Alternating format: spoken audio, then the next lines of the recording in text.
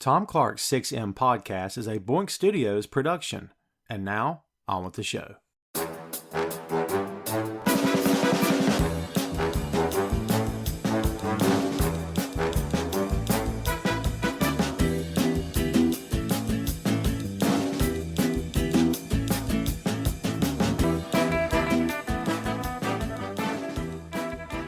Hey, what is up? Welcome to Tom Clark's 6M podcast. I'm your host, Tom Clark, and in this episode I'm joined by co-host Phil Lindsey.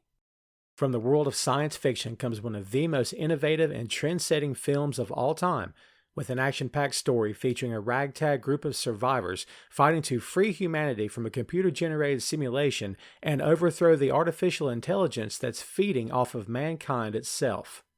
We're talking about The Matrix. The Matrix is a sci-fi fantasy action film directed by the Wachowskis and distributed by Warner Brothers. The movie was released on March 31st, 1999. The movie's central plot revolves around a dark and barren future in which Earth is a desolate wasteland. Humanity exists in a computer simulation in which the entire world is recreated by artificial intelligence. The AI uses the Matrix to keep mankind in line as it harvests the human population for energy. The film's primary protagonist is Neo, a computer hacker who suspects that reality is not what it seems. He's approached by a mysterious individual known as Morpheus, along with a group of rebels who have found a way out of the Matrix, and he's soon recruited to fight for their cause. One of those rebels is Trinity, who becomes Neo's love interest in the movie. The Matrix fights back, however, with the use of agents who attempt to stop the rebellion by any means necessary. The agents appear as armed men in suits inside the Matrix and are led by Agent Smith. Morpheus is convinced that Neo will be the savior of mankind and uses online training to prepare Neo for the war against the machines. The group fight to stay one step ahead of the agents while also seeking to bring the Matrix down as well. The film was ahead of its time, both in terms of the themes in the story as well as the special effects. The Matrix utilized an effect referred to as bullet time, which slows down a scene, allowing the characters to move in slow motion around physical attacks, whether from weapons or one-on-one fighting. The fight choreography in the movie was based in large part around classic martial arts films and combined the best of Hong Kong action cinema with wire work and hand-to-hand combat. The Matrix exploded upon its release at the box office, earning praise from both critics and moviegoers alike.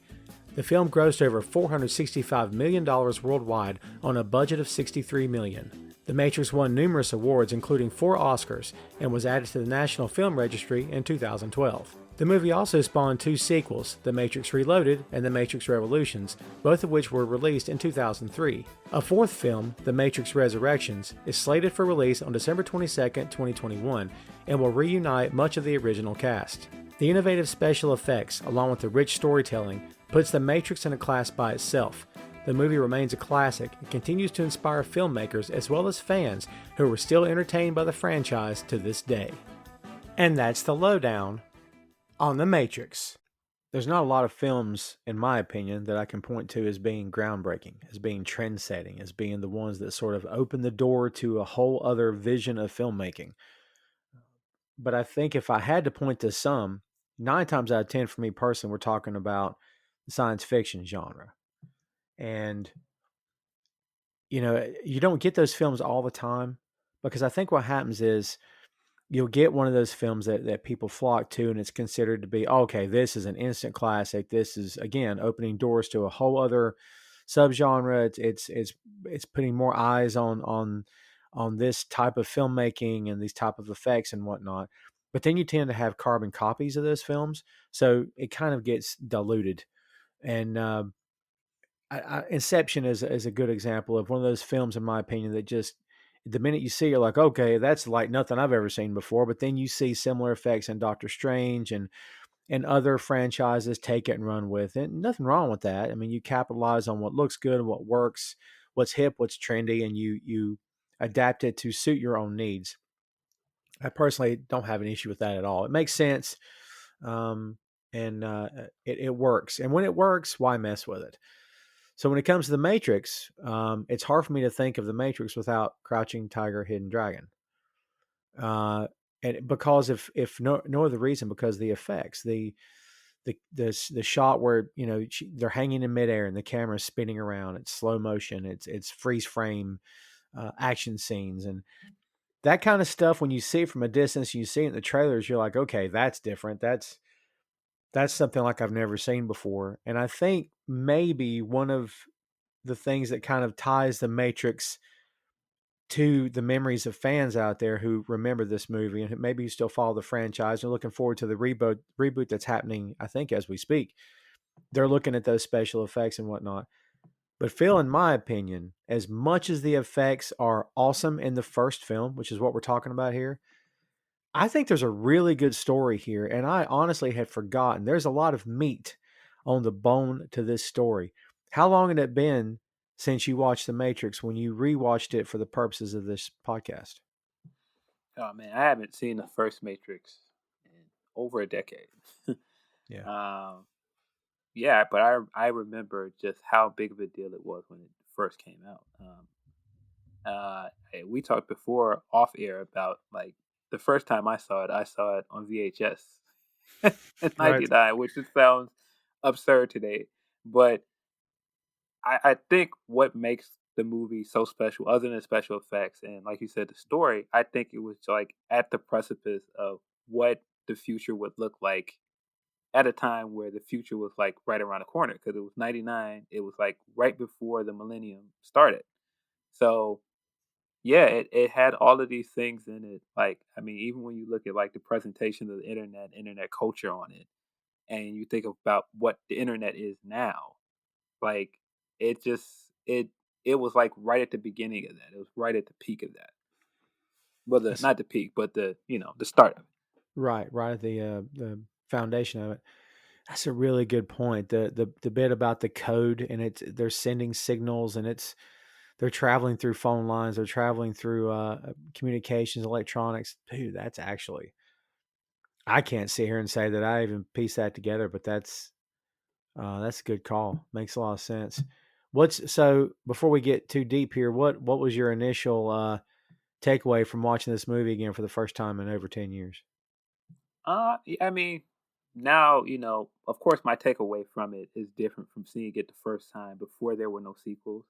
Hmm. Um, and watching it after you have seen the trilogy of it and seeing certain things and seeing, of course, all of the religious allegories in it, it all makes more sense than what it did the first time I saw it.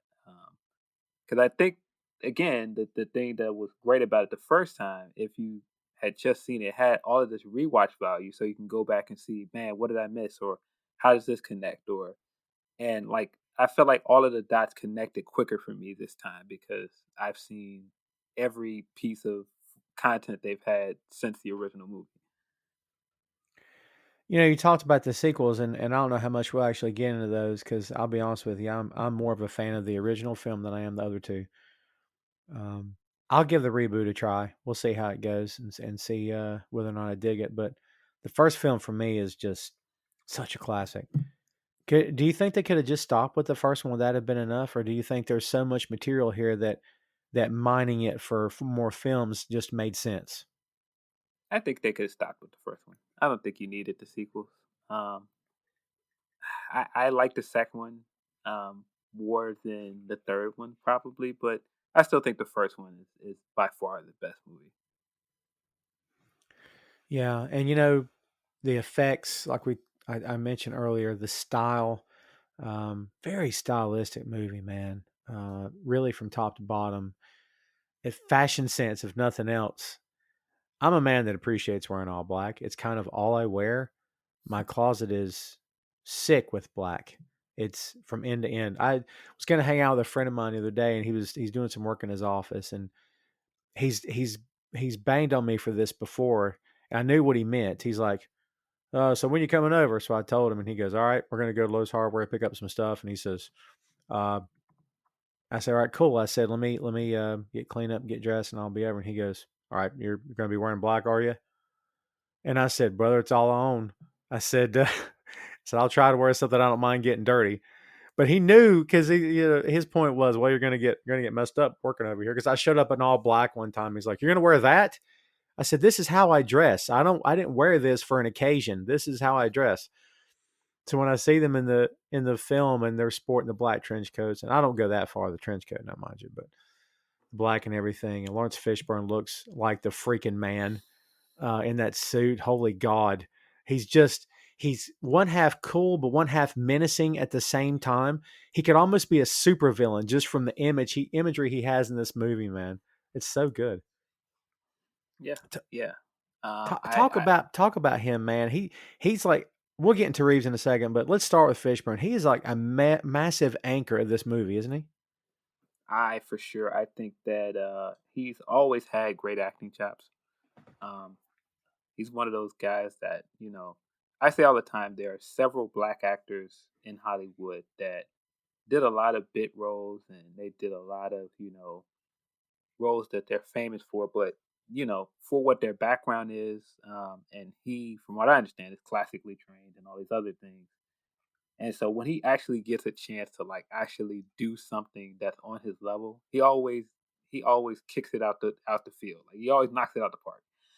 And this is one of those roles where I feel like he just knocked it out of the park. I mean, stylistically, you can go into all of these things where he looks cool. He has all these cool like sensei moments in this thing that are great. But I think it's his acting chops that really, really make him almost like the star of this thing in some ways. Like not to downplay Neo, but like I feel like you said, he's the anchor of this movie. He's the guy that holds this thing together. He really is. Visually, he's stunning. He's in great shape for this film. I was noticing some of the fight scenes, and I mean, you can tell when the stunt doubles are inserted, and that's fine. But like, there's a lot of stuff looks like he did himself, and I'm like, he's got that leg up there, man. And I don't know I'm not sure what age he was when he did this film, but I'm thinking, man, I don't know if I can get my leg up that high at this point in my life. Like, I could give it a shot, but like, you could tell he really prepped for this, and he was in like I said, great physical shape. One of the things that went around about this film at the time was that the script seemed to be confusing to a lot of people who read for it and people who ended up actually in the film. And I think one of his initial comments was, "I don't know why it's so confusing." Like he totally got it, and that it reminds me when you just said when something's sort of on his level. This really feels like something that suits him perfectly. You know, I mean, like you and I have spoke many times in the past about casting choices and who could have played this. I honestly don't think anybody was more suited to be Morpheus than Lawrence Fishburne. Yeah, I think if I read the rumors correct at one point, Sean Connery was up for the role. I could not imagine Oh, Sean Connery doing nearly as well as Lawrence Fishburne did here. that's interesting. I think he would. I don't think it would have been bad. It would have been very different, and uh, Yes. maybe not as good. Maybe good in its own way. Because God, he's so well spoken. So like the dialogue bit of it, he would have been amazing. But the action scenes,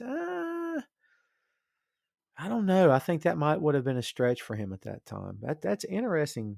Um, interesting thing. So, and we'll jump back to Fishburne here in a second, but you just reminded me because in terms of Neo, Will Smith and Nicolas Cage were both offered the role, and that's again, as soon as you read stuff like that, I don't know about you, man, but in my head, I'm thinking, okay, wait a minute, let's see, let me picture Cage. Okay, let me picture Smith. Maybe. Man, talk about a different movie if it had been Will Smith in the role. Yeah. He turned it down to do Wild Wild West. Oh, jeez. The giant spider, baby. Uh, and I remember around the time the movie was made that Jackie Chan did an interview where they approached him for the role. Oh, And he actually turned it down. And that makes a lot of sense because there's a lot of kung fu in this movie. There's a lot of no like there's a lot of nods to Japanese and Asian culture in this thing. oh yeah. So that makes a lot of sense. And in the sense of casting Will Smith, like it has like a lot of Afro-futuristic tones to it. This movie, especially once you see like the sequels and everything, there's a lot of Afro-futuristic tones in this. And I mean, even when you look at the other members of the cast, like a lot of the other crew on the Nebuchadnezzar are people of color. That makes sense. I can understand why they wanted Will Smith for that reason. And then also at that time, you got to think like Will was like a blockbuster megastar. Like he everything he touched was gold at that point. I mean, Wild Wild West, but but Right. still, at that point, like he could do no wrong. He was one of the most high top grossing stars in Hollywood. Yeah, and talking about uh, Will Smith as an idea for this, supposedly not only was Sean Connery considered, but Russell Crowe and Samuel L. Jackson as Morpheus. Now that Interesting. very intriguing Morpheus. I think Sam could have pulled it off. Yeah. I think he could have absolutely pulled it off. I don't know. It would have definitely been different without Lawrence. I'm glad we got the casting we got. I don't know, man. Part of me is very interested to see what would the Matrix have been like with Will Smith as the lead character. I don't know. I don't know. I mean, now he said on record, he said that he wasn't mature enough for that role at the time, and he felt like Yeah. he wouldn't have done it justice. I But could I I could don't see know. that. I can see where he's coming from, and it. I mean, um, that may not be the easiest thing for an established actor to say, but I respect him for that. Whether or not I agree, I don't know. I mean, I guess to his point, we didn't really see what he's capable of until after this film. So maybe he's got a point. I don't know. Yeah, I feel like he really blossomed into a better actor in Ali. I feel like that's when he got much better. Um, he got nominated. I felt like he should have won more awards for Ali because I thought he was exceptional in it.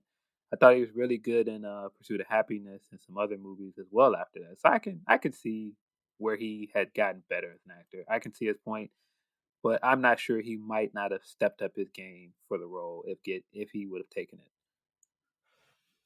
And to the bit about the fighting, supposedly that the Wachowskis, who God can't say enough great things about them. Without them, this stuff doesn't happen.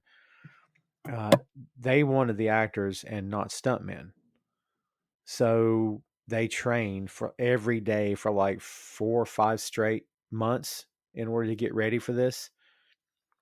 I mean, that's pretty cool. Because if after getting that little bit of knowledge, when you go back and watch the fight scenes in this film, there's not a lot of cutaways. I mean, a lot of it is up in your face, very intense, very close quarters. And there's not a lot of, camera pans back and it's the back of a stuntman's head. I mean, I don't recall seeing a whole lot of that when I rewatch this again, man. Yeah, I mean, but see that adds more credence to the thought that maybe they wanted Jackie Chan because we know Jackie could have Yeah. done it Oh, without. yeah. And honestly, God, I love Jackie Chan, but like a lot of the stuff he does has humor in it, and there's just not a lot of humor in this movie. Um, there's there's there's there's bits of it. I think there's enough in the right places, but sometimes it makes me wonder the scripts that he ends up getting in his lap, or it's like, well, are they written for him? They're written with him in mind, so they add the humor element in. Makes you wonder Mm, if he'd said yes, would they have done more haha in this movie than they did? you know? uh, I think he's typecast a lot. I think he has done movies where he's really good in serious roles, but I just don't think he's offered those roles as much. And I mean, I think that's an Asian lead thing. You know, a lot of Asian actors don't get the leading roles to do more than one thing. Um, I think that he is extremely underrated in the reboot of Karate Kid because I thought he was great in that movie. I because you don't get to see him do stuff that's I mean he does silly stuff in that movie as well, but he is for the most part a serious character in that movie, and I thought he did a great job. He It's funny because I wonder if we'll ever really know. Of course, I mean it's not like he's dead. I mean he could still shock and awe the world with some project that maybe we don't see coming, and he wins an Oscar for. Anything could happen, I guess. I mean, um, and I enjoy a lot of the films where it's the comic relief part of it's in there, and it's some haha stuff going on. But I'd love to see him explore a little bit more in terms of the serious side of this. Yeah, Um, and I mean to add another piece of trivia, the fight choreographer for the movie is was the director and the choreographer for Drunken Master, which is of course one of Jackie Chan's earlier movies. Which is ah, that just adds again. I can see why they wanted Jackie for the movie. well done, well done. Yeah. Uh, okay, so all right, so let's talk about the man here. Um, at the time, and I think the Matrix was after Speed, wasn't it, or was it before? It was after Speed. That's another casting trivia that I read somewhere. I thought that Sandra Bullock was supposed to be cast as Trinity, so that would have put Keanu and her in the movie again after Speed. Yeah, I think in my from where I'm sitting, that's definitely the right call. That she was not Trinity. It kind of feels like that wouldn't.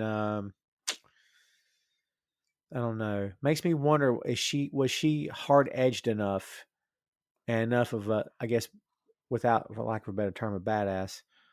I don't know. You think she could have pulled that off? Maybe. I think Carrie Ann Moss was so good in the role. Yeah. I couldn't imagine anyone else doing it. I mean, again, stylistically speaking, I mean, technically, this could have been an Asian lead in this film, and I think it would have been fine. I think it would have been amazing. Yeah.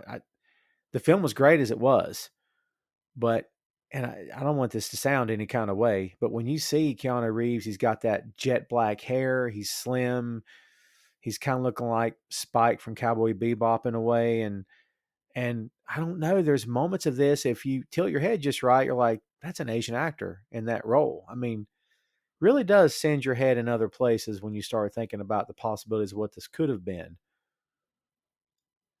Yeah. But yeah, Yeah, for sure. Like I said, you can clearly see the influences to Asian culture and kung fu movies all over this movie.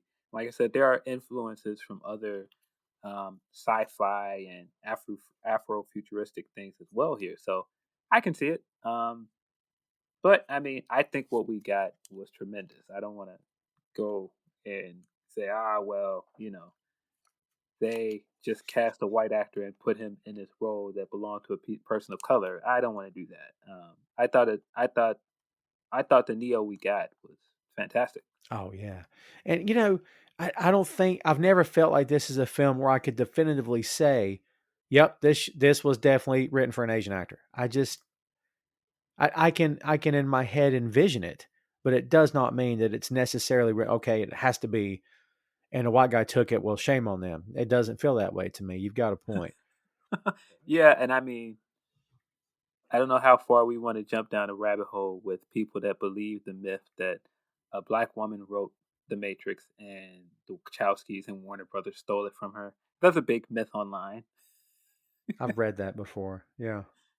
Um, And so I think for some people they might buy into that. But again, that's because I think there are so many people of color on the cast of this thing, and there's so many nods to other cultures here.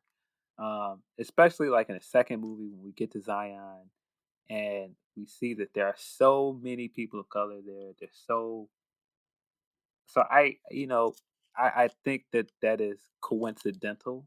I don't think that that means that this was stolen from this woman. I don't know if I want to jump into that. And I mean, this thing was originally supposed to be a comic book, right? I mean, that's what's always been said. This started out, this was going to be a comic book, and then it blossomed into this. Yeah. Um, yeah, and I mean, of course, people that want to connect the dots and go, well, that's what the original woman. I can't remember her name. It's Sophie something, Hmm. Sophie Spencer or something like that. Um, Sorry if you're listening to this and I'm jacking your name up. Um, but yeah, I think she talked about making her idea into books or comic books, and so I think that's why of course, Warner Brothers is attached to DC Comics. I think that's why some people want to believe this, and it's kind of interesting when you really think about it that the movie and the story of Neo is about, not believing what you see and, looking outside of what we're shown. And the movie itself has also spawned this like conspiracy about Hollywood in real life. It's kind of meta. Yeah, and it's Sophia Stewart is the one that you're There you mentioning. go. And supposedly now it's become like a legend, urban myth kind of thing more than anything else. Yeah, there you go. So yeah, I know some people think that she got the settlement from Warner Brothers and all this other stuff, but yeah, yeah, I Well, supposedly there's no truth to it. There's like you said, there's stories floating around that she won a judgment against the Wachowski brothers at the time, the brothers, 20th Century yeah, Fox, James Cameron, all kinds of people. But yeah, according to what I'm reading here, that's none of that's true. There was a lawsuit filed in 2003 claiming damages. Stewart alleged that the idea of the '84 film The Terminator and the '99 film The Matrix were stolen from her own screen treatment entitled The Third Eye, which was copyrighted in '83. Documents show that Stewart claimed she was defrauded of $200 million plus royalties, a hefty sum, if she could prove that Wachowskis and Cameron had ripped her off. She dubbed herself the mother of the Matrix, says she answered a magazine ad in '86, said the Wachowskis were soliciting science fiction stories to be made into a comic book. Um, yeah, there's a lot to unpack here. The courts yeah, evidently disregarded that and said none of this has anything to do with what you wrote or whatever. yeah. From what I understand, did the settlement she get cover her attorney fees or her court costs? I don't think it was like people think she got this $1 million settlement. I think it was like a settlement that just covered her court costs or something like that. Yeah, the lawsuit was dismissed with the judge ruling Stewart and her attorneys had not entered any evidence to bolster its key claims or demonstrated any striking similarity between her work and the accused director's films. The defendants were awarded $305,235,000, or $305,235, I think, in attorney fees, but Stewart said that Yeah. they See, never there you go. collected. Oh, okay, gotcha. So Yeah. that's yeah, Listen, when you're coming from where I'm coming from, it could be 305 million or 305,000. It's still a lot of money to this guy. So, um, it's so funny how stuff like that happens. Not funny in terms of, oh, this is comical, but man. And yeah, you and I both have talked about creators should get what's owed to them and, they yeah, shouldn't be just. And look, if there was any element of truth to that, it should go through the legal system. It's a shame it got to be that nasty, apparently. But you know what? Be sure. Just be sure, yeah. I mean, but that's the age of the internet. You can get on the internet and you can give a half truth or give something that sounds close enough to the truth, and enough people will believe it, and it'll spread like wildfire. And Oh, yeah. that's why I said it's so interesting that it's tied to this movie because that's the entire idea of this movie is that you know the truth in some ways is what you make it. And for some people, if you believe in something enough, you can make that your truth. That's just what it is. That's awesome. That's awesome. You've always got a way of getting, I think, to the thesis of the stuff that we talk about. I mean, that's just a great way to put it. By the way, kids, if you want to check that out, that's on time.com. You can do a Google search for the article and then you can go check it out. It was published in 2013. So we will source our information here, my friends. Let's let's talk a little bit about the cast here. Again, as we said, of course, Neo is Keanu Reeves. He is actually Thomas Anderson, Mr. Anderson, who's a hacker, and the movie begins with him just this sense that something is off, something's not right. And I remember seeing this in the theater for the first time, thinking, and dude, a third of the way through this film, I thought, I'm the dumbest person here. And dude, I've always been a sci-fi guy since I was a kid. I'm a sci-fi guy, still am now. But at the time, I'm like, God, dude, I must be the dumbest one here because I don't know if I'm following this. Like, and it took me a long time through the course of the film until I finally started because dude, there's a lot to go through in this movie here, man, and it's almost like the writing, the dialogue, everything, the idea, the concepts just feels so smart, and it just felt like I don't know if I can follow this, man. A lot of times, Phil, we'll talk about there's a certain character that's your gateway in. This guy or gal that's your ticket to get into the story. They're the common guy, the everyman. I don't know if I can call Neo my ticket or my way into this story. I mean, do we have a character like that in this movie? You think? I think it's Neo. I think it's Neo. If you follow and you see that the whole idea of Neo at the beginning of the movie is that he is in a rut. He's in monotony, Right. and um, when he runs into Trinity at that party, like it offers him an out. It offers him a way to see the world in a different way. And I mean, there's so many ways that you can interpret that. You can see it as religion. You can see it as nonconformity.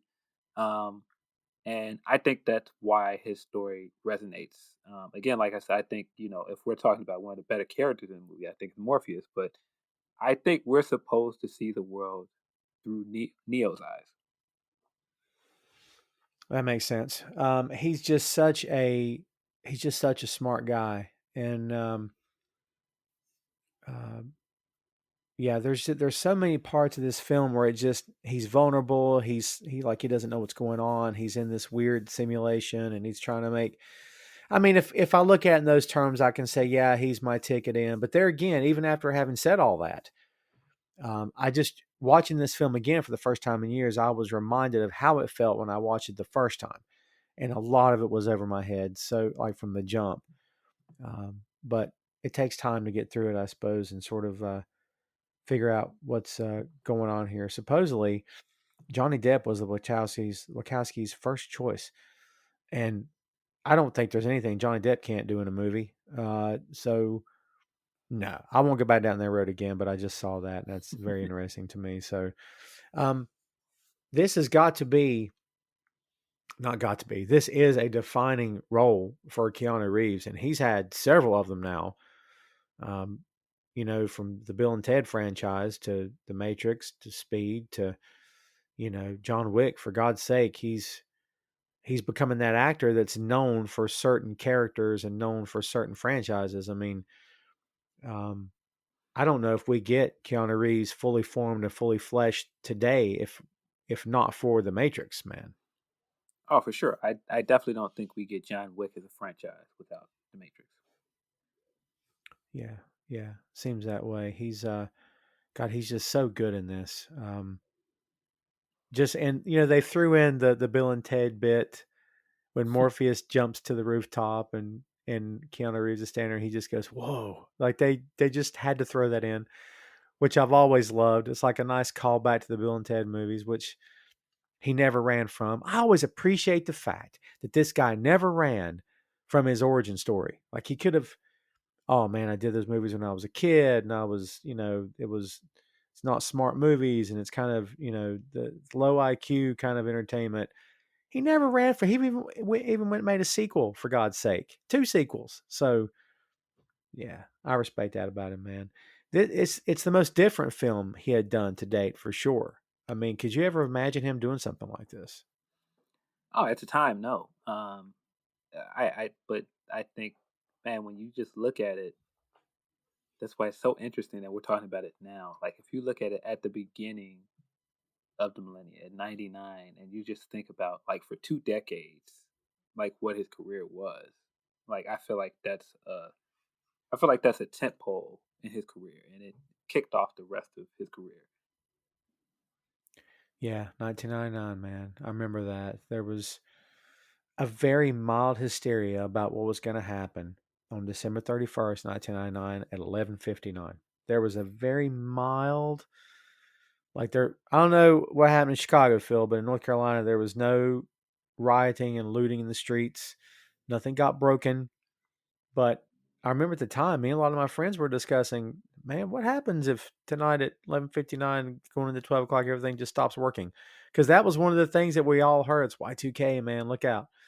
So, Yeah. yeah, Man, crazy. I mean, when you consider what the pandemic was in 2020 and how you would go out on the streets and it would just be like a wasteland, there would be no one outside. It's like just a ghost town. Like I think that's almost what people thought Y2K was going to be, like this massive like global event. Might have been maybe 20 years off. Right, yeah, yeah. Just a bit too early. Just a bit too early. Yeah, crazy times, man. And I think it was the perfect time. And I think you nailed it earlier when you talked about comparing a lot of the themes in this and how technology was sort of, and really, dude, if you think about it, we weren't on even on the verge. Maybe we were on the verge of look where we are today. Like you said earlier about the internet bit and privacy. They know everything. They track your phone everywhere you go on the planet. That's what people believe and all this other stuff. And they can hack your camera and see what you're doing as we speak right now. And I mean, it's crazy, man, that a lot of this stuff feels even more possible than it did in 99. Now it doesn't feel like it's too outlandish at all. You know what I mean? Yeah, I mean, I would definitely say it feels more relevant in the data age where everything is online and everybody is plugged in. I mean, when you just think about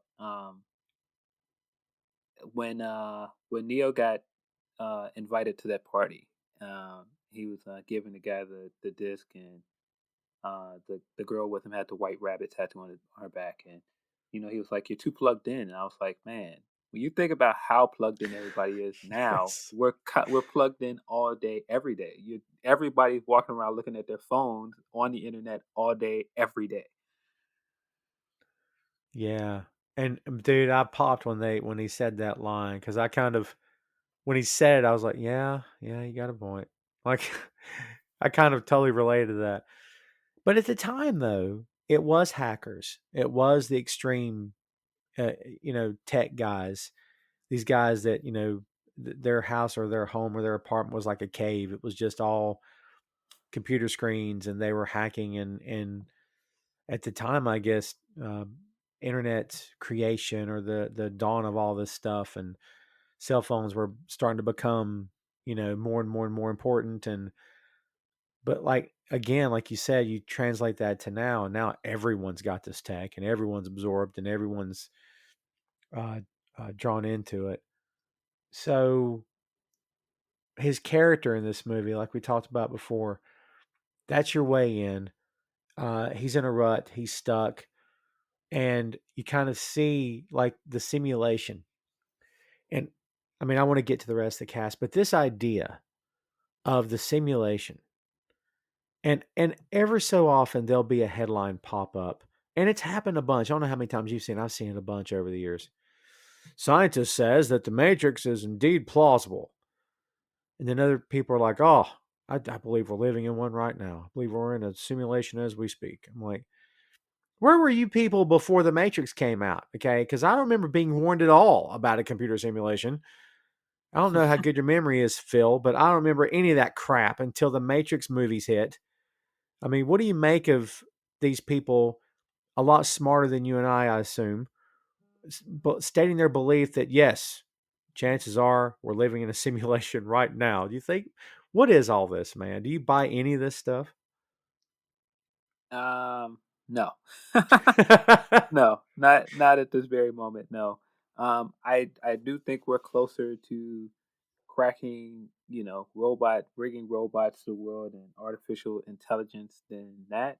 But I think in terms of we're all in simulation, I mean, you can go very philosophical in this and go, we're all in a simulation in a sense that um, we all believe in, if you're American, we all believe in the American dream. We all believe in capitalism. We all believe if we put our chips into this pot, that'll pay off for us. Right. And that's kind of what I believe when I feel like you get into we're all in simulation. And that's why at the beginning of this movie, and I say you can see it through Neo's eyes, like him working an office job and all this other stuff. And those are things I wouldn't have thought about in '99 because I was still a kid. I wasn't an adult yet, and I hadn't been in an office environment. So when I see that kind of stuff, it's I feel like at some point he gets that phone call at work and he is, you go through the entire office scene, which is fantastic. Um, I just feel like it's like this epiphany kind of that somebody helped you had. And the epiphany I had when I was working in the office and I looked around and was like, what am I doing here? I don't belong here. Like what are we doing here? Like this is we're all in these little cubicles, we're all typing and crunching, hoping that one day things will change from this and stop being monotonous. And it won't. It'll just be the same thing where we're all just cogs in this machine. Yeah, I totally get that. I've had moments like that, but I can't say I've ever been in a cubicle and had that moment where it's like, yeah, what are we all doing here right now? Man, yeah, if you really wanted to do a deep dive on that, sort of the philosophy of all that, that does. I mean, there's a lot of deep rooted things here, man. And at the time I didn't see a lot of it. I just saw the tech and I just saw the idea of the simulation and the agents and all that stuff and the action scenes, the fighting and all that. But I guess if you really dig a little bit deeper, there's a lot of to be said about the human condition, which is such a weird thing to say about a sci-fi movie. We said it before about other franchises, but yeah, like you said, if you really wanted to deep dive on this, man, you could totally do that. Um, yeah, the idea of this simulation, man, I don't know. The sci-fi kid in me says anything's possible, and that's the kind of talk that I would have with friends of mine, and sort of nerd talk and comic book guy talk that I've had for years, still do, and um, but I don't know how much of this I buy.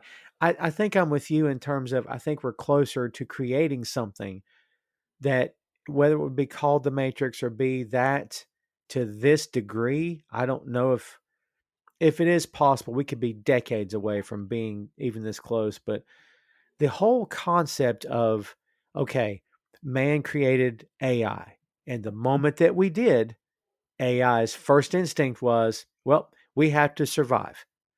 How do we do that?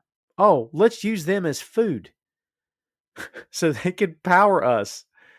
And so I actually love that idea because it makes perfect sense. Like, the reason you don't create AI is because AI's first instinct is going to be to survive. And since it has no feelings, since it doesn't have human compassion, it's not going to care how it continues to function as long as it continues to function. So I think the basis of this is completely logical, dude, and frightening at the same time. Oh, for sure. But if you want to get into the religious allegories of this, when if you believe in God and God created man and women, at some point survival became more important than you know praising God or worshiping God. It became, I am just trying to get through day to day. I'm trying to survive in this crazy world, and that's clearly like the comparison here. Another way to look at it, now that we're 20 years away and we've gotten Age of Ultron, the thing that I always think is hilarious about Age of Ultron is that he gains consciousness as artificial intelligence, and he goes, "Where am I? Who am I? What is the world?"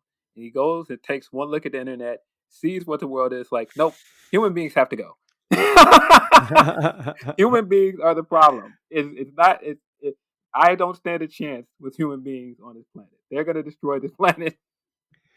Yeah, there'll be nothing left for me to hang out on. There'll be nowhere left for me to go. Yeah, wow.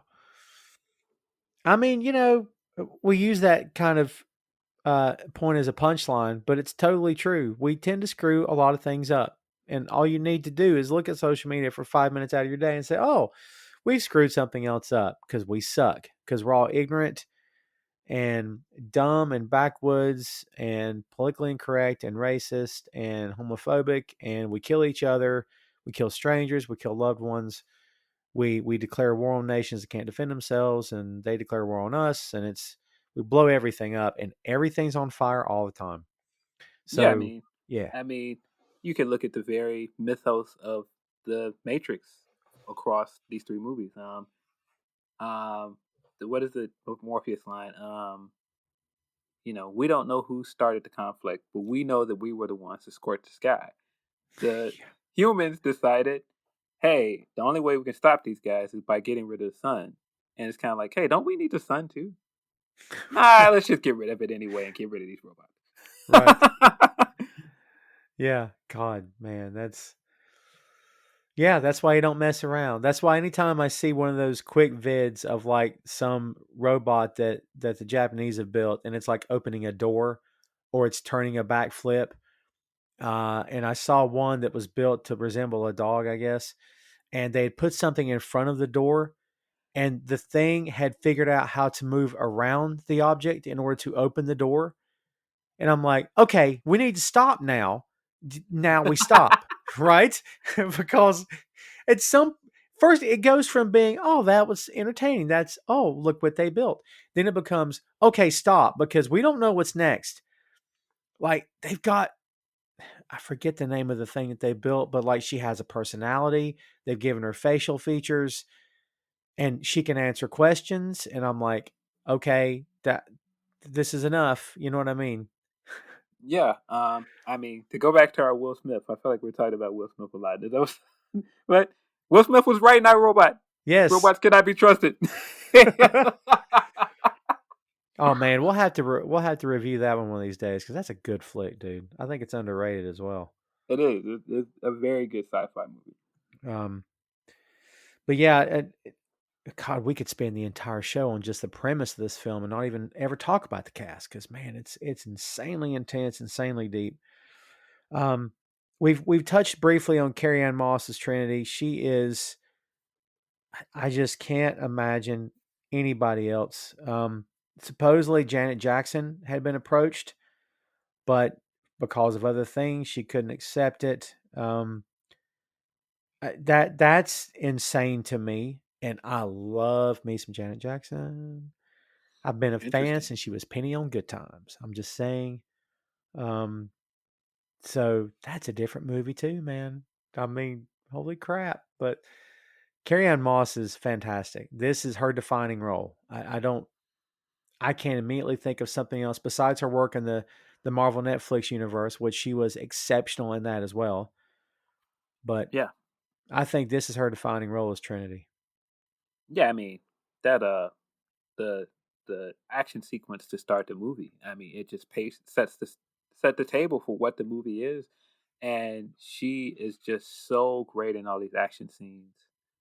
She's so great in any of the stuff inside the Matrix, and even so much so when we see her outside the Matrix, and um, we see her in her as her real self in just like regular clothes. It's like, oh, she's so unassuming, but her image of herself and what she believes herself to be inside the Matrix is so different.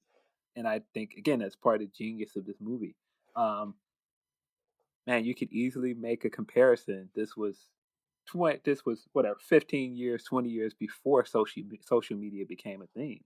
But that's again, everybody plugs into this thing and gets on their phone and they become a different person online. And I think all the time we don't know who people really are outside of the internet. We don't know how people behave outside of this image they've created for themselves on the internet. God.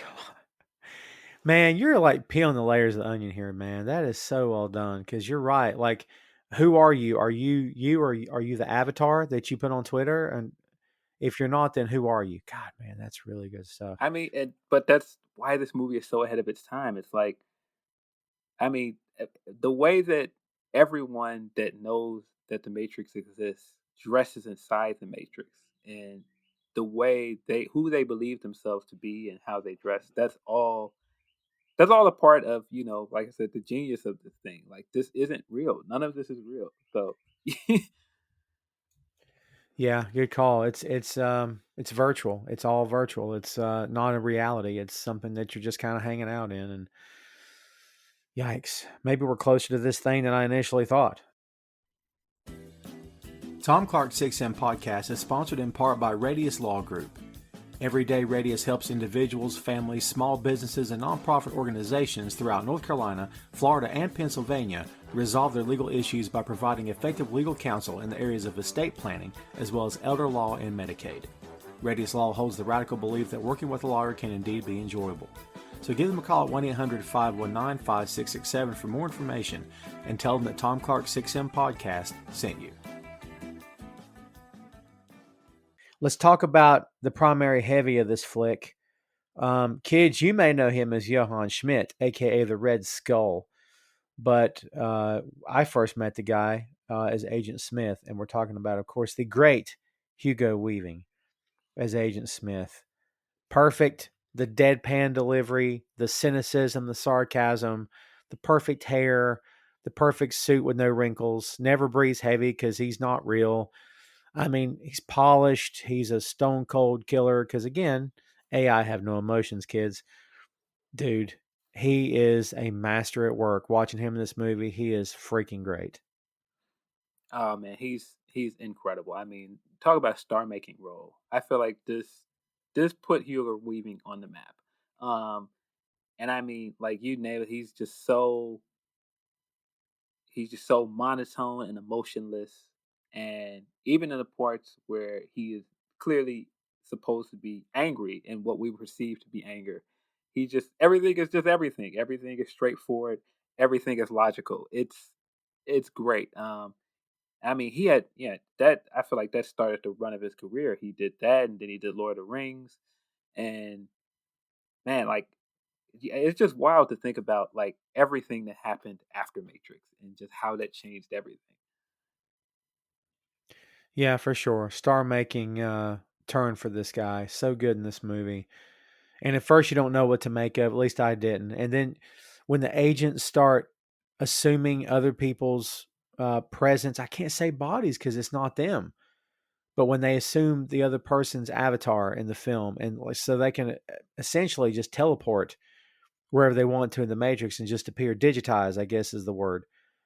I mean, that's a twist. Like when they first did it in the film, like, oh my God, they can go anywhere. This is the coolest thing ever. I mean, this is a hard villain to beat, man. Like a really hard villain. And I think that's one of the things that makes this story compelling for the protagonist is that the antagonist is going to essentially be impossible to kill. Like you have to pull the plug, and that's going to take time. It's not just nothing's really resolved by the end of this film, which we'll get to, but Yeah, it's I mean, almost an impossible villain to beat, man.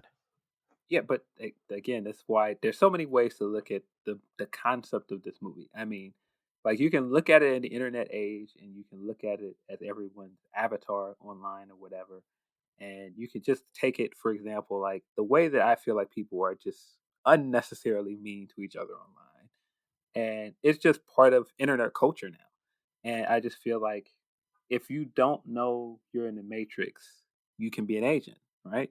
Right. If you don't know you're a part of the problem, you can be a part of the problem. That's the whole thing. And you can look at that not just in internet terms. And you can just look at it as systemic racism, for example. If you don't know that you're part of the problem, you can be part of the problem because your eyes are not open to what's going on around you. It's the same way as you can look at Neo's journey in this movie. I've seen people interpret it as the world as viewed through a transgender individual. And, you know, you deciding and looking at the world and seeing that something is wrong, I am not the identity that I feel like I am supposed to have. I am not this gender identity. And I might not be saying that correctly. I don't totally understand the experience, but that's why I said there's so many ways to interpret this thing, man. There's so many ways to look at that, and just agents in themselves. Like I said, you can look at it as they're agents of the Sentinel, but they're also agents of quote unquote the machine. Yeah, good call. God, there's a lot of stuff here, man. Uh, yeah, there's so many different avenues to go down. Yeah, he's because at the time it was because of course we weren't in 2021. Obviously, can't time travel here that we know of. Um, but at the time, I wasn't adapting any kind of thoughts at all. The only thing I was thinking of this is science fiction. But if you watch it with today's eyes, it can take you down different avenues. That's insane, man. It's another way of looking at it, man. I'm open. You know what? Maybe this film is open to interpretation. It's amazing how fans latch on to something and start. It's songwriters have sort of the same thing happen to them, where years after the fact, people will take a song and they'll relate something to it. And the songwriter's like, I never even wrote it to mean this. This is interesting. So yeah, that's crazy stuff, man. I mean, I don't even know if I'd heard the transgender part of this, but it's very intriguing. I And mean, it fits as um, one of Wachowski's is transgender. Are both of them sure, transgender at this point? they are both now. Yes, I believe so. But I mean, yeah, I mean, even when you just look at it as the pill that um, Neo takes, you can look at that as an estrogen pill. I mean, there's ways you Wow. can look at it. There's ways to interpret it, and I mean, I did not think of that one. That's one I saw online, but it fits. I mean, like I said, the just seeing it as the machine, and the machine could be anything. The machine can be conformity. It could be capitalism. It could be, like I said, systemic racism. It could be anything. Do you think? All right, so this is me playing devil's advocate just for a second. Do we seek too much to make something about something that means that's personal to us? Do we do that too often, or do we do it in for the Matrix being the prime example we're talking about here? Does it fit, or is it something that people make fit? In other words, is it open to interpretation, or is it open to interpretation because we want it to fit what our idea is? Do you know what I mean? Uh Yes and no. I mean, like I said, I think that's what's so interesting about the Matrix. The Matrix is kind of like a Rorschach test. It's like whatever you already come in with, like whatever your thoughts of the world is. Like maybe people don't see nonconformity in it the way that I do, because if you haven't worked in corporate, you might not have that same thought in it. And if you're a devout religious person, you might see more of the religious context. And the religious allegories are there. There's tons of stuff that is there, but I mean, that's what makes art art. Everybody comes with their own experiences and interpretation to it. Yeah, very true. I guess it's wherever you're coming from in your life, your own life experience and kind of thing. And I can respect that. I certainly don't want to dismiss it. I guess part of me is just trying to understand where everybody's coming from on certain takes and certain things. But um, again, like you said earlier, it's hard for me to put myself in your shoes. Hard for you to put yourself in my shoes, and I certainly can't get in the shoes of a transgender person because I don't know what that life is like. So I don't know. I do think it's both intriguing and awesome that something like this, so many people tend to gravitate toward it. And I don't know. I think that's what makes this movie it's just gonna stand the test of time. It has so far as well. Um, let's talk about another villain who we don't know is a villain. Joey Pants himself. Joe Pantolino, which I always hope I'm saying his name right, as Cypher. This guy is like the perfect villain because he's got that way about him where you're kind of like, if you had to pick one actor out of the bunch who's going to probably stab someone in the back, it's probably going to be him.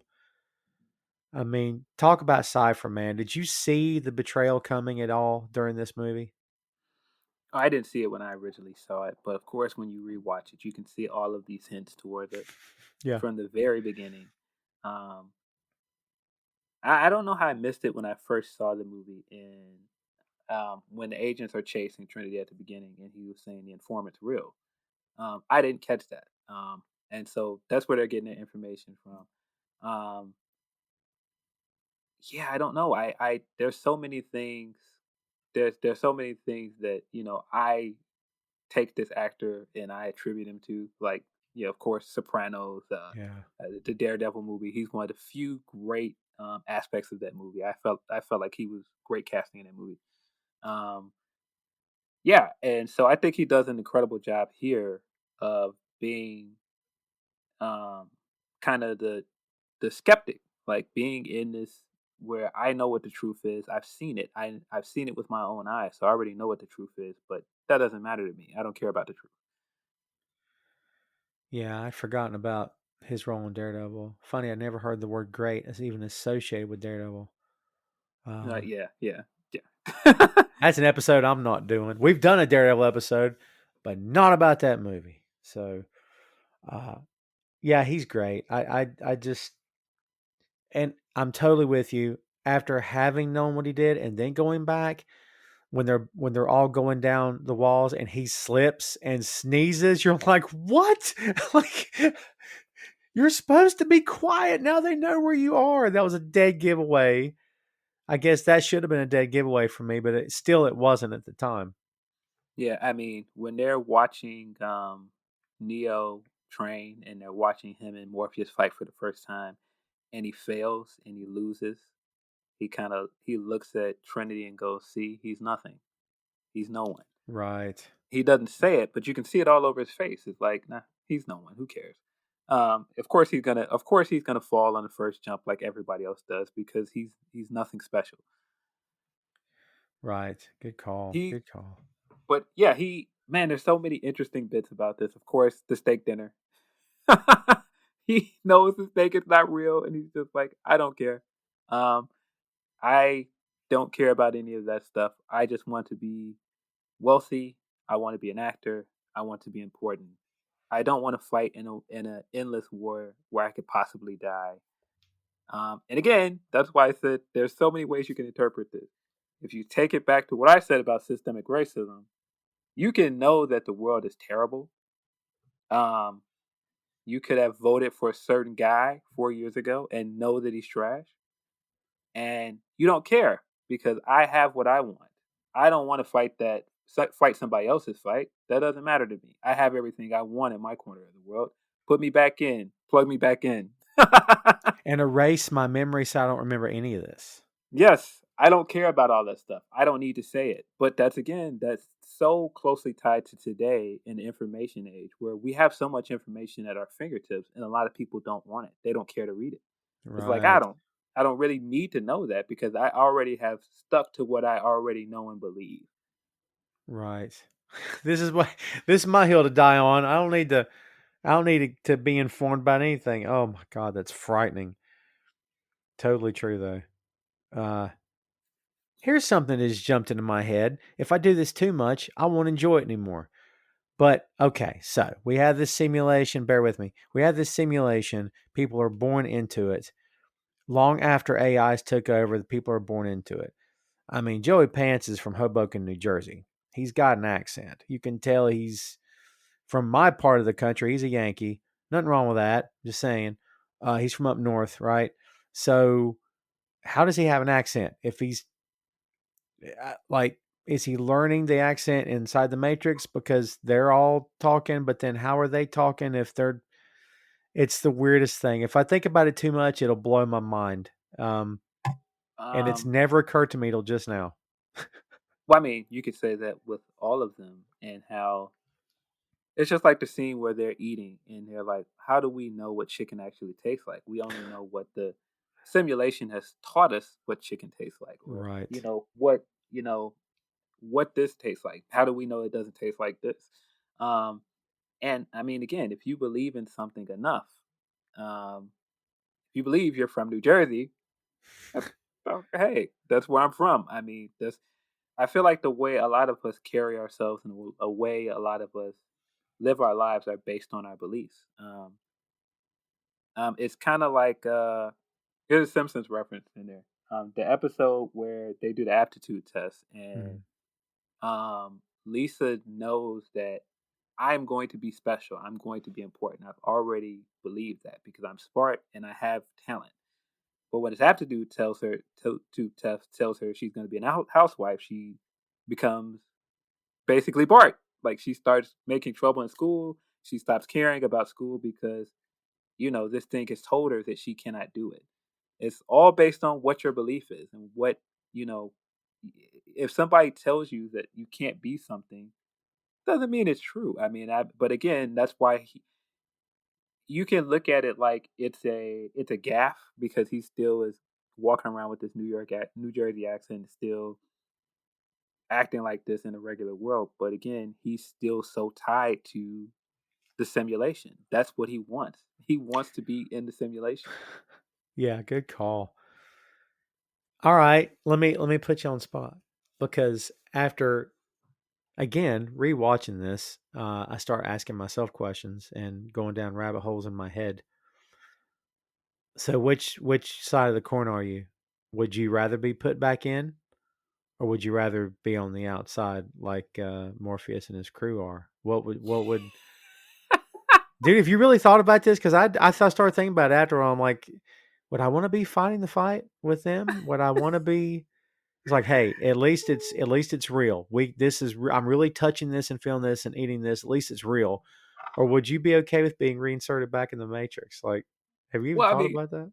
that's why I'm like, there's certain triggers here that you bring to it depending on what you experience. Like when when Morpheus tells him, he doesn't just tell him you're in a simulation. He uses a very specific word. He says you're a slave.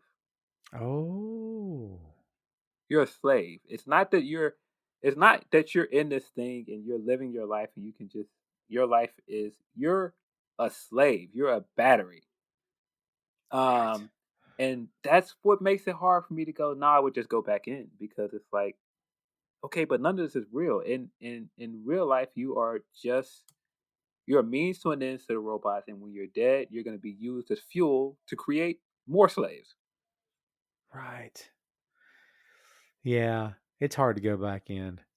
I think it would be hard to go back in. Then again, I'm not like I don't know if I could physically defend myself. So like if it's like, oh, you gotta now inside the Matrix is different. They load you up with the kung fu stuff, man. I'm Van Damme. Forget about it. I can all day. But like in Yeah. the real world, if I gotta punch something, forget it. I'm not punching anything, man. I'm not. So I've thought about that several times. Like I watched the movie Glory a while back, Yeah. and they have of course the the the South and versus the North, and they have it's with Denzel Washington, Morgan Freeman, and they're all fighting for this means to um for the abolitionist side, and I'm just sitting looking like, all right, well, I get it, I get what we're fighting for, but then I also get to this very bloody battle at the end of the movie where most of them die, and it's like, ah, I like and that's why I'm like I don't want to be in this in this thing with all these tubes connected to me and being used as a battery, but on the outside I could possibly die. Yeah, uh, it's tough. It's tough when you really think about it. Self preservation is something, but I still think I would have to. I would have to leave the Matrix. Like I just could not. I couldn't stand for the thought of generations being trapped in this thing. your intense sound of apprehension is duly noted. That was quite awesome. And I suddenly picture you on that hill with the soldiers, and they go, "All right, guys, let's do this." Phil, let's go. Wait, Phil, where's anyone see Phil? And you're like just running the standing other there, direction. just standing there and watching that first guy run down the hill and take a cannonball to the gut, and you're just like, Yeah. Listen, good luck, you guys. I hope it works out for you, but I'm out. I'm not. Man, yeah, I don't know. People talk big talk, man. You hear people talking all the time. It's like, well, if you miss me, and I'm like, what are you gonna do? What are you gonna, I don't know. I'm not that guy. I'm not that guy to take up arms. Now, listen, put me in the heat of the moment. I could cower like a little girl in the corner and cry all day, or I don't know. Maybe I wouldn't be able to man up and say, all right, you want to start something? Let's do something. I don't know. I don't know which one of those guys I am, to be quite frank with you, but I feel like I'm the guy that's like, yeah, I'm going to go over here. So I'm going to not be where they're shooting bullets because that sucks. yeah. I Um, mean, yeah, it all depends on that. But again, that's why this movie is just so brilliant. Like, it's like, what do you want to do once you know the truth? Like, yeah. I mean, you can take it out of a life and death situation, and I think that's what makes it so. Um, I think that's what makes it resonate. I mean, if you can tie this to any other plight and go, if it's not a life or death situation, because technically, if you think that the Matrix is real, then it's not life or death for you. Because I have everything I want in the Matrix. I'm still living my normal life, even if it's monotonous and boring. Um, And again, you tie that to racism. You could tie that to so many things. If you see something happen to someone else and you know it's not right, and you decide to look the other way, Mm, it's kind of the same thing. It's like, yeah. well, I don't want to make any trouble. I don't want to change anything too much. Was it Chris Rock one time that in his bit he was talking about if you ever have your phone or a camera and you're videotaping someone kicking the crap out of me, put the camera down and help me. And I'm like, wow, that's actually a really good point. I had never even thought about it. And now fast forward years later where it's happening all the time. Yes. You know what I mean? Like, yikes. Yes. I mean, we saw that a lot with current events with George Floyd and some of this stuff, and some people were saying, this is why we had to film everything because that helped with this case. And it's like, no, don't film everything. Help. Right, right. Yeah, my God. Oh man, crazy. Let's run down the crew here. Marcus Chong as Tank.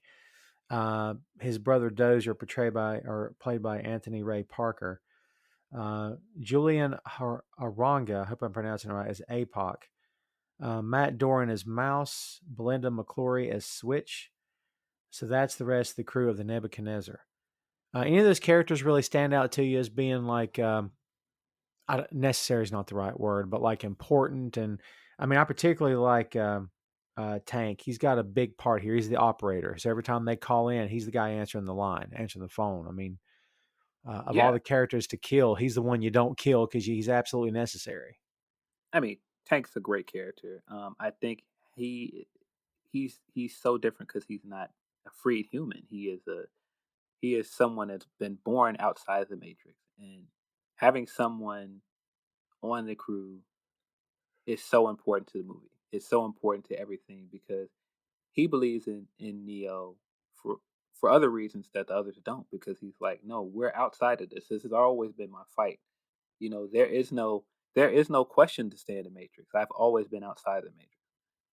Um, and I like Mouse a lot for some reasons too because he's Yeah. also one of those guys that he knows that the Matrix isn't real, but it's so hard to get rid of like all of these things that you believe and things that look and feel real. It's like, and so it's just all of those take both of those takes I feel like are important to the movie. A bit of foreshadowing also because where you've got internet, you've got porn. So he's talking about the woman in red and everything. You're like, okay, so you Yeah, got to put he's porn in here somewhere, even if it's just a little snippet. and it's so smart because he's a teenage kid.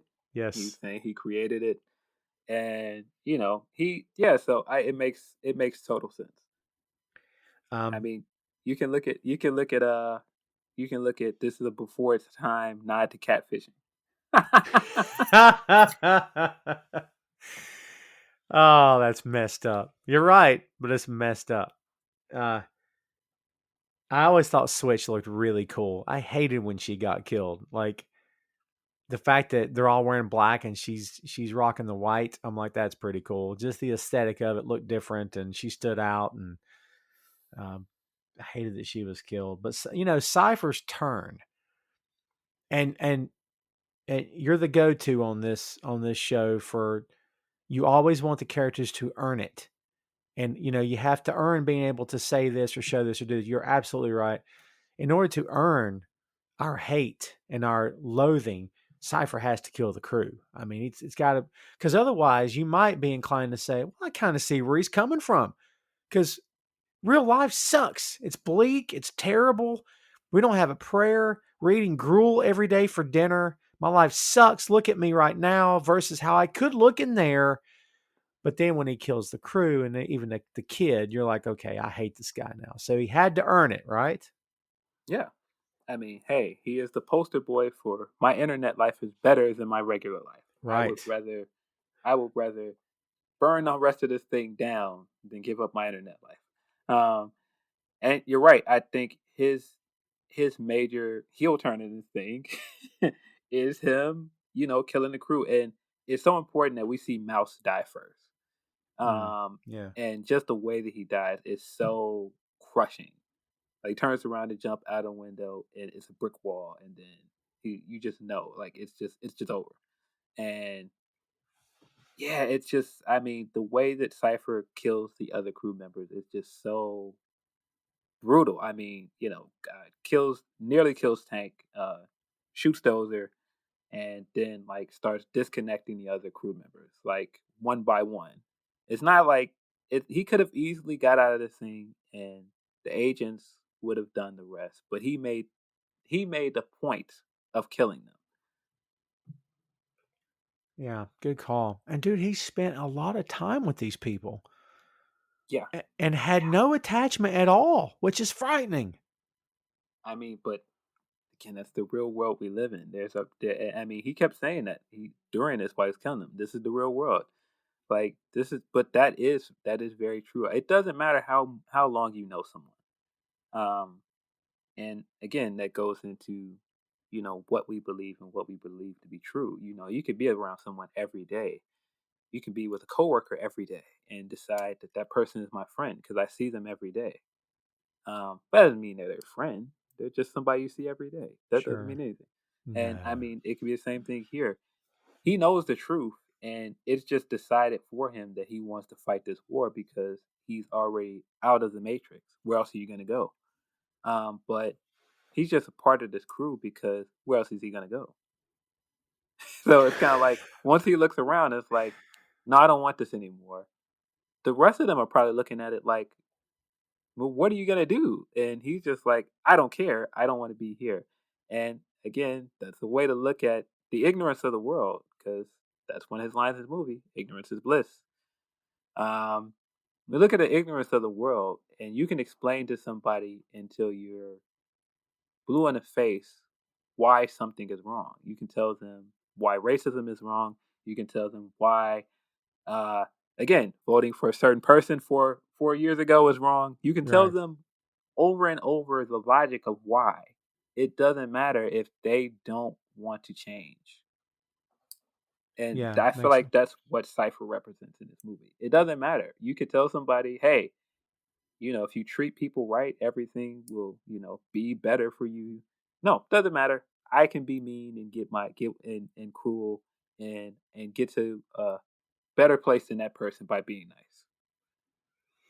I mean, excellent points. And basically he's the coworker that showed up to work with an assault rifle and no one saw it coming cuz he's not attached to any of them. He's just what's in this for me. That's the only reason I'm here and there's nothing in it for me. Now I've got an opportunity to go have something, so I'm going to have it. I don't care what happens to you. Yeah, that's Yeah, I mean, at its core, you can throw a lot of interpretations at Cipher, but it's the same thing with the robots. It's survival. What do I really want to do with my life? Uh, do I want to stay in this war and possibly die and have to deal with what the future will be after this, or do I want to just be in my bubble? right. Yeah. Oh, frightening. This episode's got some laughs, kids, but it's also got some insanely well thought out points, and really makes you reflect on things. Um, let's talk a little bit about Gloria Foster, who played the Oracle. Very unassuming character. Um, I love the idea that okay, you hear about the Oracle and stuff, and then when I don't know what I expected. I don't know that I expected anything or anyone particular, but of all the actresses, um, I don't know, like for such a role in like a high budget. I don't know where I'm going with this, but like you didn't go for a 20 something beautiful blonde with a perfect body. You didn't go for, do you know what I mean? It's not what, well, it's the perfect smile and it's the perfect hair and it's whatever. And you went for someone that's, I mean, she looks like my grandmother, honestly. Like so she's in the kitchen, she's baking, she's doing whatever, and it's like, oh, okay, well that she's a nice old lady, but no, this is the Oracle. Like I love that they went down that road, and it just makes perfect sense. And this movie has so many things in it that you expect this and you expect that, but really it's the other thing. I thought she was great. We unfortunately lost her in 2001, so I don't know enough of her work other than this film, honestly, and her work as the Oracle. What's your take on this character in The Matrix? Oh man, there's so many interesting things about the Oracle. There's so many things that are interesting about just a scene where he comes to the apartment and all the other kids are in there. The kid's in there bending the spoon, and he explains to him, uh, if you just try to bend the spoon, you can't bend it, but you have to realize the spoon's not real. Um, Right. and I mean, of course, that sounds like nonsense, but again, if in the in the context of the movie, in the context of however you interpret the movie, it makes all the sense in the world. Um, and there's so many things like that. Like he walks in and breaks the vase, and he only breaks the vase after he's told, watch out for the vase. Um, again, you could jump into your religion. Don't eat the apple. Right. Don't eat the apple. You don't Right. care about this apple until you're told not to eat it. Um, Right. and it's the same thing with all kinds of other things. Like you could be told, don't do this, it's bad for you, or don't try this, or hey, this thing that we're all doing is terrible, stop doing it. You don't know until you have to see it yourself, and all of that stuff with the Oracle and Neo. She could have told him in that moment, you're the one, but would he have believed it? Maybe not. He had to see it himself, and that's kind of the theme of the entire movie. He had ideas of what he believed, but you had to see it yourself. You had to see it to believe it. He's a tech guy. He knows if I plug this in or if I type this, this is the result. So he has to see it for himself. It's kind of like the Tony Stark character where you can talk to him about Thor and whatnot, but he has to physically see that. He has to see this Thanos thing. He has to see this in action, or otherwise he's not going to buy it. If he can't create it himself or whatever, I mean, then he's not going to buy into it. Doctor Strange, that's why he has such a problem with Doctor Strange. He's like, oh, okay, you're the magician, great, but I Yeah, need I something I mean, can feel and touch and see and smell and hear. You know what I mean? yeah, I mean that's Strange's story as well. I mean, he comes from a world of medical science, and you're now in Tibet in a world of other dimensions and all these other things. At first, he's like, "What is this? This is nonsense." Right, right, yeah. Um, yeah, I love the character, and I love that. Again, it's just such a, I don't want to say departure, but it's just it doesn't fit and it fits at the same time. I guess is what I'm getting at. And it just makes sense. Hey, And yeah, I mean, believe black women, man. I've never doubted them. Uh, I love that. Again, I just love that and to your point, way back when we started this episode, it's completely true. There's so many people of color, different cultural backgrounds, and God, man, this movie is a melting pot. And I don't think I appreciated it for that until now. Yeah, Again, 2021 eyes are not the eyes of 1999, and maybe that's a very good thing too. yeah, yeah. I mean, you can see so many of the influences here, of people of color. Like it's all over the movie. I mean, um, there's plenty of nods to anime here. I mean, even just him sitting there and talking to a kid about bending a spoon. There's so much you can see like the Asian philosophy there. Yeah. Um, so yeah, and I mean, again, you can tie it to religion. There's plenty of religion there. Yeah, again, you can go to church and you can do all of these things, and someone can tell you, if you believe in God and you do the right thing, everything will work out for you. And it's kind of like you can't just think it or believe it. You have to know. Yeah. Yeah. Very true. Faith is different than religion. Two very different things. The word religion is an awful word anyway. I've always hated it. It's not what it is. It's faith. You either have faith or you don't have it. Um, Yeah, I don't know if we want to get into a religious conversation because me and on a religious soapbox would be different conversation. no, I get it. It's a different thing to unpack, different animal to tackle. I can tell you that growing up, I was raised in a Baptist church and believed just about everything I was told. And I don't know, man. So many questions come with time. So many questions come with maturity. Questions that I can't answer and have never had answered for me. And I don't know. My perspective now is not what it used to be. For sure. I grew up in Catholic church. I went to Catholic school all the way up through high school. So I went to Catholic school and went to Catholic high school. I only got away in college. Wow. And the further and further I get away from Catholicism and just a lot of the things that, we're taught to believe, because other things, like I said, it's all about your experience and how you get in the matrix, quote unquote. Um, you know, religion is a big part of uh, the Black American experience because even when we weren't allowed to learn how to read, we were given religion. Mm, Um, so religion has always been a part of our experience, and sometimes I wonder, like, why is it that religion was always a part of our experience? You can't tell me that in America at one point when we were enslaved and we were property, that they didn't want us to learn how to read because they felt like um, we would get too smart for our own good and try to uprise and outsmart them. mm. Uh, but we will give you religion, where part of the text is the meek will inherit the earth. So don't ever rock the boat. Right. It's a sad thing to think about when you really think about it. Right. Wow. That's deep. That's crazy.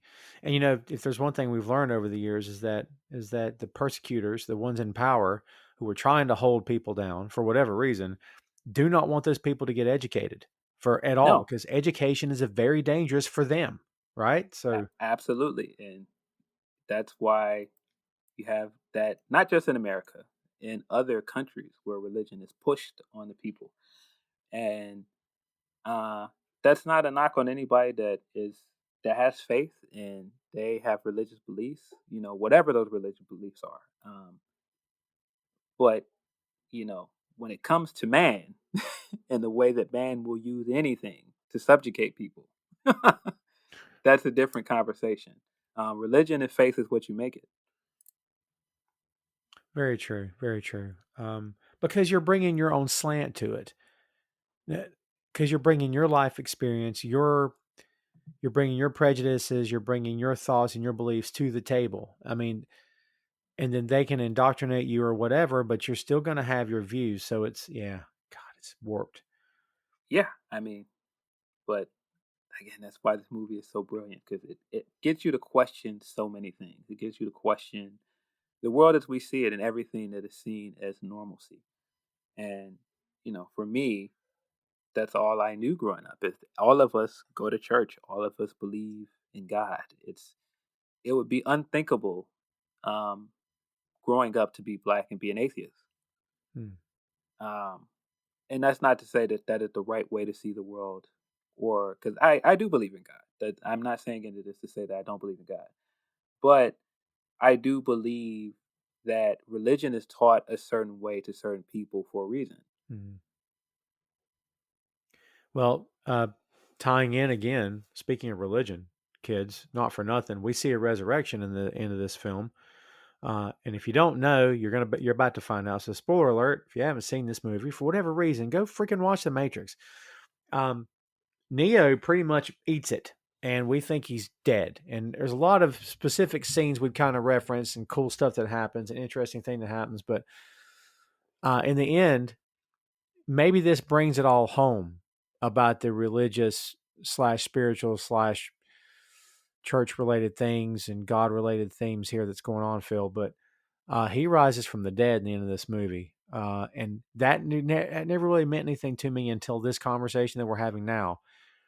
How much of that at the time do you think was it even in their heads that, hey, he's the Christ-like figure now because look what he just did? I mean, if you really think about it, it's kind of crazy, man. What do you think? There's I any mean, thought put into that at all? I feel like there had to be some intention behind it because there are too many comparisons to Christ. He, he's he's essentially immaculate conception because he was born in a matrix. He doesn't have a mother. He wasn't conceived through sex. Hmm. So, um, he's and then like I said, he goes through this experience where he grows, and then he is considered the Messiah for his people, and Right. then he is killed by the The by Pharisees. the Pharisees, if you want to Yes. put it, or the gatekeepers. Yes. And then he comes back and rises again, and he delivers a message to save the world Oh because my God.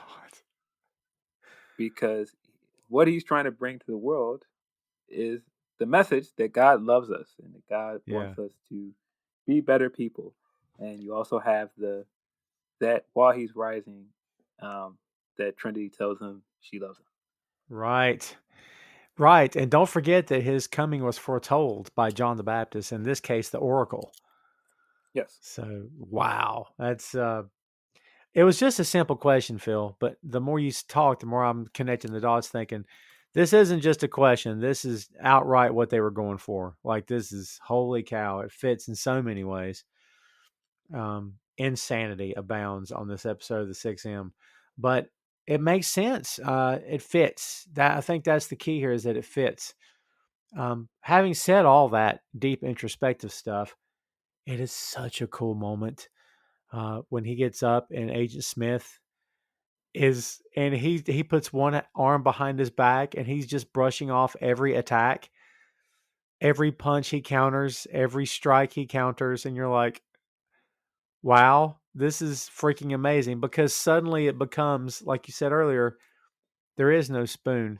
The agent's not real. He's not really throwing a punch. All I have to do is will myself to not get sucked into this because I'm not really here. And then he's conquered it. He's conquered his fears. He's conquered everything. Man, it's got to be one of the best sequences in any of these types of movies that I've ever seen. It's so well done. It's amazing. I mean, all the way from the entire rescue scene of him coming to save Morpheus and coming in the building and this long action sequence with that. All of that stuff is great.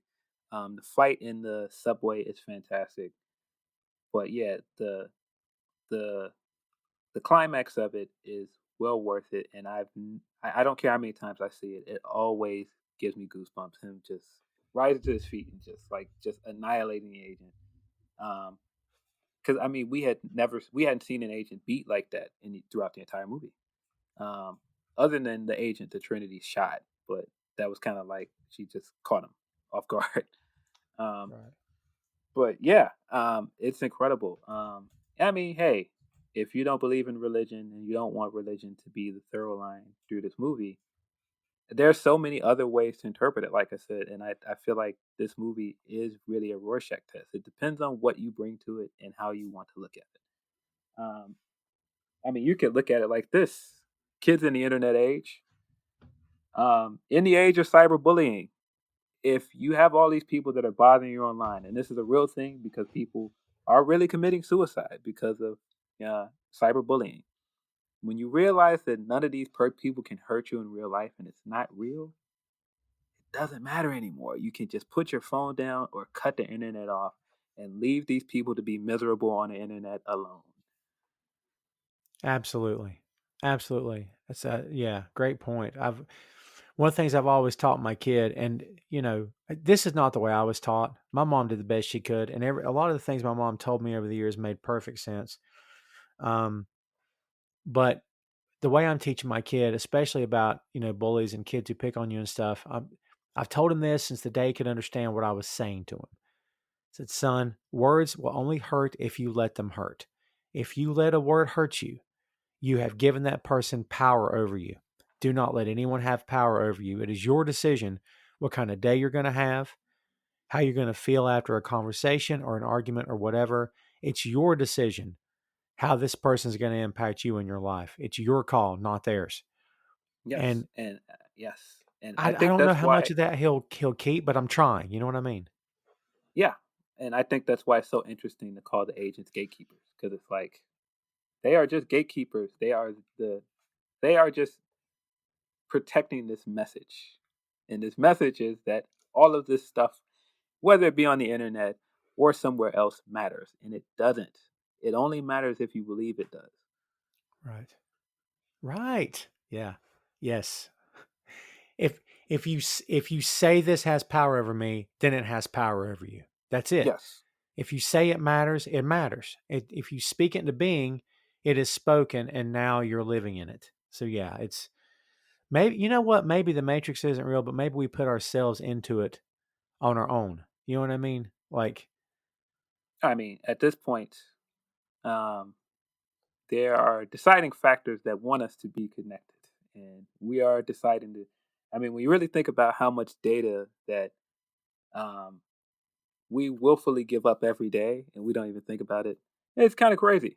yeah, But at this point, we're all in. We're all in for the sake of convenience. right, absolutely.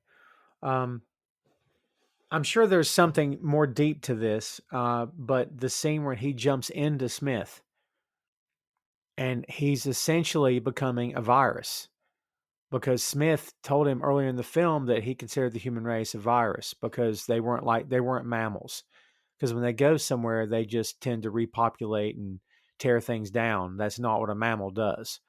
So he considers him a virus. He jumps into Smith and obliterates him, like destroys the code, I guess, destroys that AI, and he's gone after that. Like that's intense. I didn't see that coming when he runs and he dives and goes into him, which he's not. He's just when he opens his eyes, he can see the code. He can see it around him like he's completely dialed in.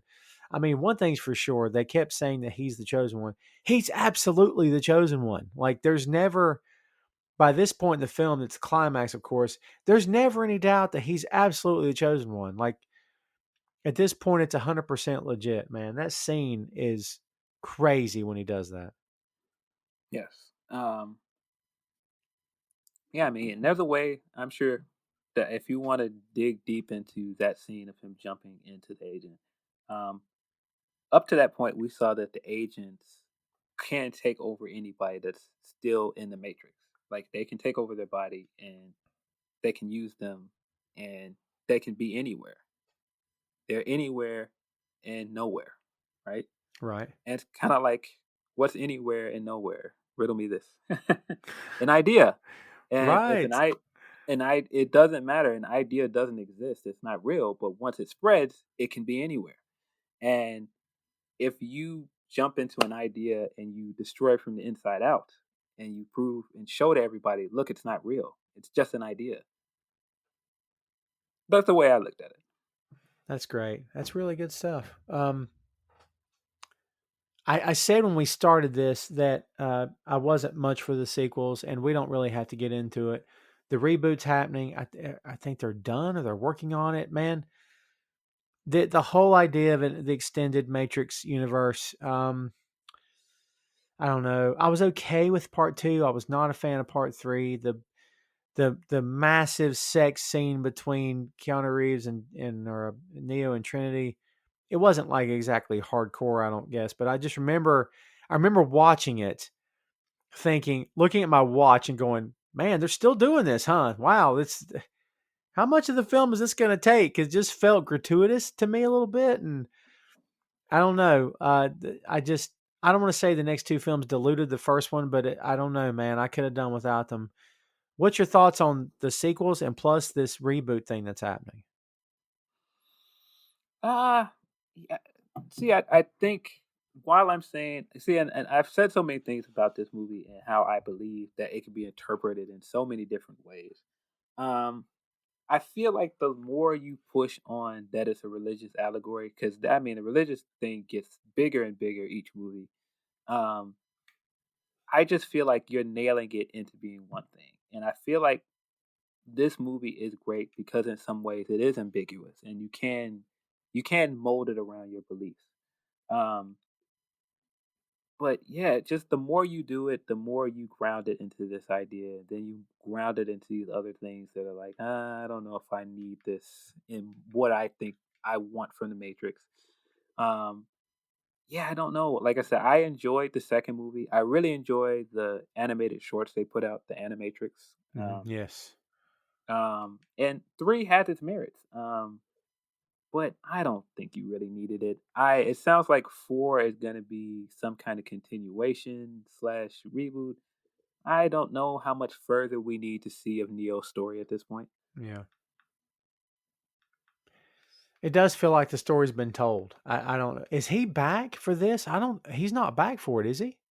I don't know. I don't know any of the um, production of it. I don't know any of the background.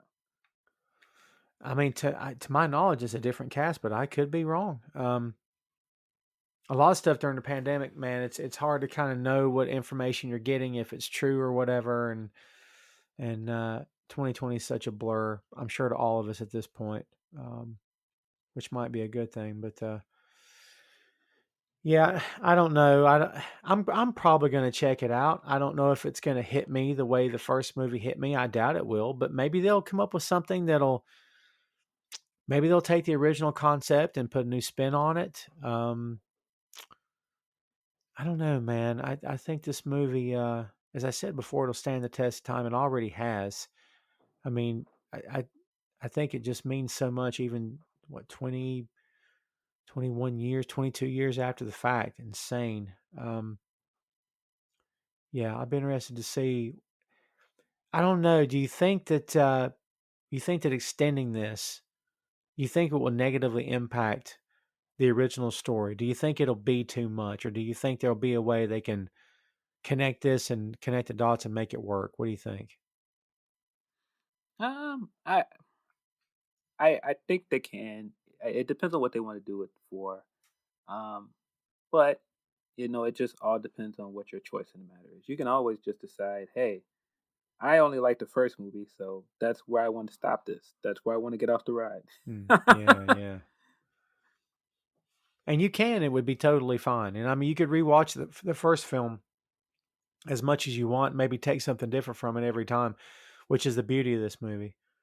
Um, well, that's it for the Matrix for us kids. Uh, we could deep dive the sequels at some point, which I'm not against it. But for me, I don't think anything tops the first one.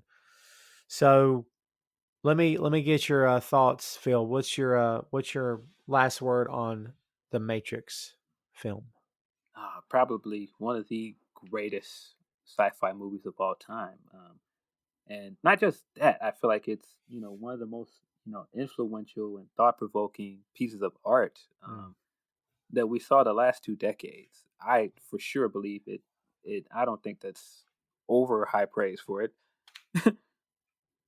I agree totally. It's not too much for high praise. You can hang this thing in the Louvre, man. This is a work of art. This whole movie is. I mean, it's stylistically, conceptually, from a storytelling perspective. I mean, as a storyteller, I could hope and pray to do a tenth of what they did here. It's so good. It's mind blowingly good. It deserved all the praise it received. It continues to deserve all the praise it gets today. Again, I'm very interested to see where they go with the franchise. I'll check it out. I will give it a chance. I will see what happens. But the fact that this thing is still relevant today and still continues in many ways to evolve with the times, which is another. I don't know. I can't think of a movie off the top of my head that continues to live and breathe the way this one does. And for that reason, I got to give it its props. And it was a joy to watch it for the. I don't know how many times this makes it I've seen it, but it's been a long time since I have seen it. I mean, it was well worth it, and I'm sure I'll watch it again really soon. And yeah, it's one for the ages, kids. If you haven't seen this, my God, go watch this film. I'm reminded every day of how old I am, and how stuff that just 20 years ago to me, it's like, what do you mean you haven't seen this? If I'm talking to a 20-year-old, maybe they haven't seen it, right? So anyway, go watch The Matrix, everyone. You will dig it. I promise you, you're going to take something out of it, as most of us did and continue to do to this day. And that is The Matrix. Hey, thanks for listening to the show. Check out our social media on Twitter, Facebook, and Instagram at 6M Podcast. We'll see you next time.